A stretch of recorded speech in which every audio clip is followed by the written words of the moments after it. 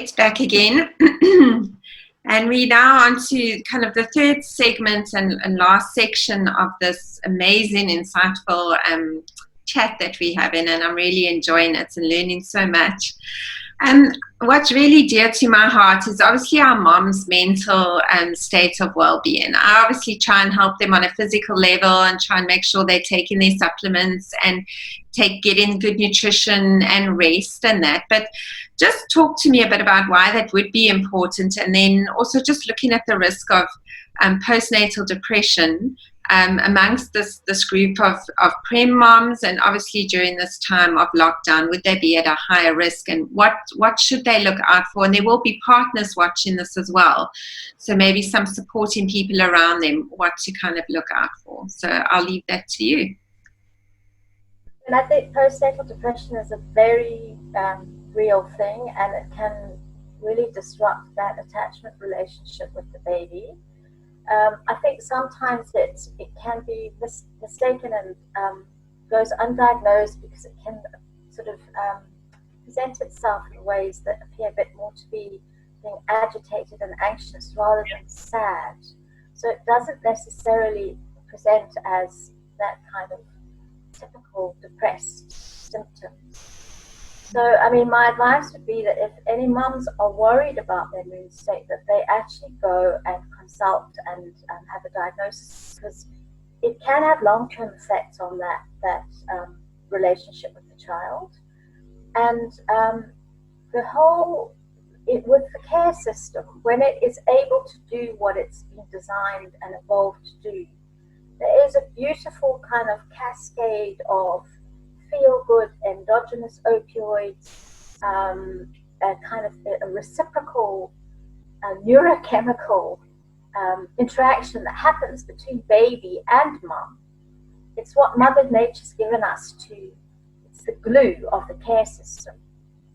But often, I mean, if there's labor and the ability to breastfeed and looking at the baby and the baby's facial expressions, and all of that is part of this wonderful system that triggers the feel good and kind of encourages and grows the relationship and the mum wanting to be with the baby, because you get this reciprocal dose of oxytocin, which is the love hormone, and the baby gets it too.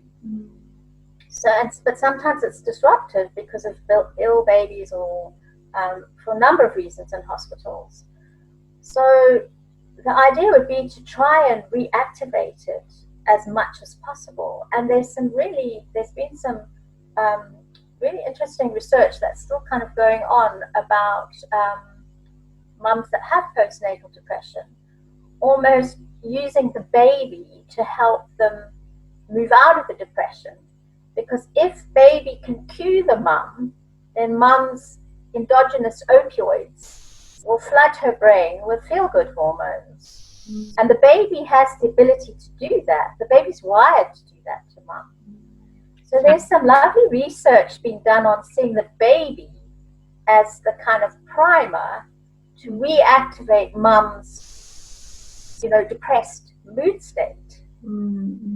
So you see the power of these little people, and that if we kind of utilize what nature's given us, on the flip side, where it can be quite negative for the baby, is the babies are born so attuned to facial expressions. So babies, and there's a very famous experiment done by Edtronic. It's called the still face experiment. You can just go and Google it and you'll get it. It's an Edtronic experiment that was done years ago, 20 years ago, where a baby is has a mum that's playing with the baby, and the baby's interacting and they're smiling and they're laughing, and the baby turns away, the mum turns away and turns back to the baby with an expressionless face. And the baby becomes totally dysregulated, emotionally and physically, because the baby wants mum's expressions. The baby wants to connect through the face. And when mum stops that, baby becomes emotionally dysregulated.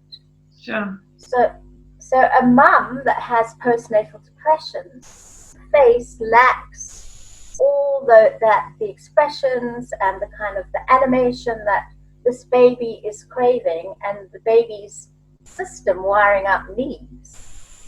So the baby that's always confronted with a mum that is depressed is not going to learn how to read facial expressions, body language, all those nonverbal cues, and also is likely to become withdrawn itself and depressed, because there's a huge amount of kind of mirroring and imitation that happens. Which is why it's so important, hey, that mums really take this and find a way to get help and be helped. Yes. And also to sort of also see, you know, if mums are feeling low, to really try and have those moments where they feel connected and you feel that surge of love and kind of real engagement with the baby. Make sure more of those are happening, you know, almost for mums to think, how did I do that? What was I doing with the baby when I felt this surge of love and happiness and warmth? I must do more of that, because that's kind of what I need. So, I mean, I think what's happened is that we know that the emotional well-being of the mother is how the baby sees the world, actually. You can measure, you know, the baby's well-being will be so linked to how mum is doing, which is a huge thing for mums. You know, it puts the emotional well-being of the world on mum's shoulders. So that's when dads need to step in and make sure that mums are taken care of and given the rest and the breaks. In fact, there was a biologist who's written a book called Brain Rules, and he's written Brain Rules for Baby as well, which is also another really interesting book. And he said he was asked to go and chat at some conference at Harvard University, and there were all these parents saying, how can I make sure my baby gets into Harvard? How am I going to make sure they're going to be bright enough, you know, to get into an Ivy League university? And his advice to the dads, it was the dads that were in this conference, he said, go home and love their mothers. Yeah, it's amazing, eh? Yeah, so I think dads are feeling at this time very isolated, separated in most units. They're not allowed in the units. They've seen the baby at the birth. There's even been some cases I've read about, I know in Italy and even in the US, where the dads aren't even allowed in. Once the mom goes into the labor section, there's no more contact of anyone. So dads are almost like from a generation of dads that are so involved compared to generations in the past it was almost society driven, that they were more aloof and separated. Dads are wanting, they are there, they are engaged, they're part of it, they're as knowledgeable as moms on what is happening developmentally and growth-wise and feeding and everything like that. Now suddenly being told, because of what's going on around the world, that they cannot be part of it, they're separated, this part of the journey they're separated from. Do you just have a word of encouragement for our dads out there or the partners that aren't able to be present in any way until literally the baby comes home? And it must be really, really difficult. I do think that dads must take heart that they will still be able to form a very strong attachment with little people. And I mean, I strongly believe in talking to these preemie babies, and maybe mum can talk to the preemie baby about dad. You know, what dad's like, what dad's doing at home, who dad is, how dad's missing them, how dad can't wait to see them. So that there's kind of a presence of dad when mum's there by the incubator or with the baby. But again, for dads to really, these babies' brains are so wired to change and adapt, and the ability to manage this trauma and, you know, move forward and have a really healthy, strong bond with dad, it's just there. It's just waiting to be primed. Awesome. Yeah. So it's not ideal, but it's really this idea of only 30%, and this huge capacity for for neuroplasticity up till 2. I mean, it's enormous. There is no other time in our lifespan that so much brain development takes place. So there's such a lot of potential to, repair all those injuries and the trauma and to manage and to see that this will pass. Oh, that's amazing. Yeah, and I think on that note, just to end, can you just give us, just your last thoughts that you feel, last few nuggets that you feel will just be helpful, just to conclude our amazing time together? Yeah, I suppose it's to really to see the potential in the little baby, and to really see the baby as a person with its own preferences, its own temperament, and look for the cues that the baby's giving to start forming that relationship. And the idea of taking good care of yourselves as well, because to be able to be well emotionally regulated yourself, to be fully present for your baby when you have the visit or when the baby comes home, it means you kind of really need to be feeling well resourced and able to manage the big transition into parenthood with a very fragile baby. I mean, the role of the parent is really to become the emotional regulator of the baby. So it means as parents we need to take quite a good look at ourselves and be reflective on how we are internally when we're present with our children and babies. Almost using this time, this downtime when you can't be with your baby, to actually just take time to just pamper yourself in the sense of both mentally, physically. We keep saying to the moms, use this time to rest, but that is so important. Dads, although they can't be physically with the baby, by being assisting the partner, the mom, they are actually playing such a huge role in the emotional health of the mother, indirectly the emotional health of the baby. So there is such a role for everyone, even during this crazy time that we find ourselves in. Yeah, and I think, the partners shouldn't underestimate, what they can offer by supporting the mums. It's huge. By managing mums through this very difficult time. It's enormous, and it will.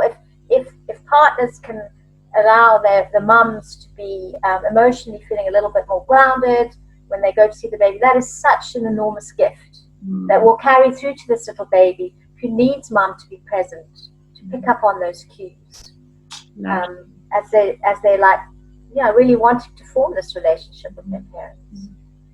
Lovely. Thank you so much, Kate. And I don't know if you just want to just conclude, how could parents contact you? That would be great. Okay, so I'll leave a slide that's got my email address and my phone number. And I'm really open for parents to email me. I've got a lot of resources, and I'm really interested in the experiences that these parents are having with preemie babies and during this time. So please, I really mean it. You can contact me by email, or you can WhatsApp me on my phone. If I'm consulting, my phone will be off, but I will get back to you. I'm also I've done some training in neonatal behavioral observations, and obviously this can't happen at the moment because of COVID, but there's some really interesting work being done in Australia where they're actually supporting the process of neonatal behavioral observations using WhatsApp phones or Zoom. And I'll just tell you a little bit about the neonatal behavioral observation. It came out of an assessment tool, and it's now been shifted a little bit, that it's not about assessing newborn babies, but they use it.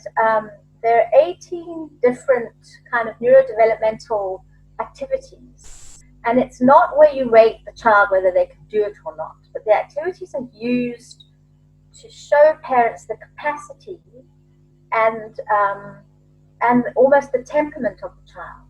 So it's really used as a relationship building process, where you help parents do things with their baby that just strengthens the attachment bond Sure. and helps parents really identify this little unique person's capacities and abilities and strengths. So I'm very interested in trying to help parents even over Zoom with this kind of a tool. And obviously it's different because you're not in the room with the baby, but there is so much that you can do with letting the parents try and do these things with their babies to learn about their babies. So if anybody's interested in that, please email me, or even if you just have questions or concerns, I will respond. Okay, so. Fantastic. Thanks, Kate. So you're going to share that screen now, and then just let me say goodbye to you, and then you can share it as we end. And I just want to say thank you so much again for giving up this time and just sharing your insights and your enthusiasm and your passion for what you do, and for our moms and dads and their partners that will be, you know, just listening to this morning. And yeah, I'm just so grateful, and I hope to be in touch soon and going forward, how we can continue to help these parents in the future. Thank you. Thanks so much, Kath, and I'm really open to support in any way. So thank you for inviting me. This is work I'm very passionate about, and helping parents find their own resiliences and resources. Wonderful. Thank you so much. Okay, thanks.